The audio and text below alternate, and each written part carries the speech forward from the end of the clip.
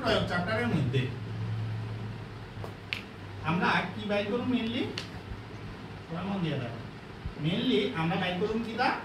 area by করব কোন একটা জায়গার ক্ষেত্রফল মানে কতটুকু জায়গা জুড়ে আছে এই এরিয়াটা বাই করব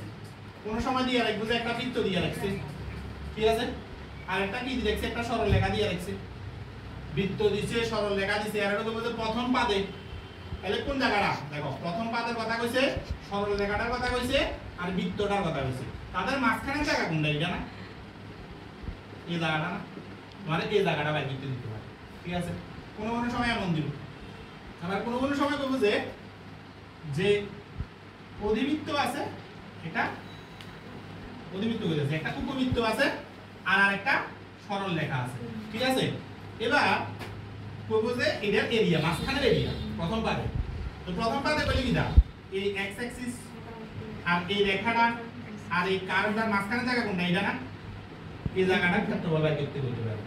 ক্ষেত্রফল বাই করতে গেলে আমরা একদম সোজাসুজি হিসাব কি দা ধরো না তোমার লিমিটটা দিছে x অ্যাক্সিসে লিমিটটা কি দা শুনিতে x অ্যাক্সিসের লিমিট দিছে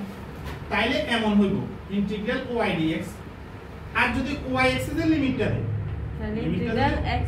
তাইলে ইন্টিগ্রাল x dy ঠিক আছে এবার আমরা কি করব জানি x অ্যাক্সিসের লিমিটটা হলো কি ইন্টিগ্রাল y dx এর মতো এই y টারে ট্রান্সফার করতে হবে কিসে x এ ট্রান্সফার করব আবার এখানে দেখো লিমিটটা কার নেব লিমিটটা নেব y এর লিমিটটা y এর এখানে আছে কিটা x এই x টারে কিসে নেব পরের লাইনে y এর না y এ ট্রান্সফার করে দাও ঘটনা বুঝতে পারছো আস্তে আস্তে এবার একটা एग्जांपल দিলে আরো ভালো করে বুঝবা एग्जांपल দিলে এক্সারসাইজের প্রথম অঙ্ক দিয়া দিতেছি এক্সারসাইজের প্রথম অঙ্ক দিয়া আমি एग्जांपल দিতেছি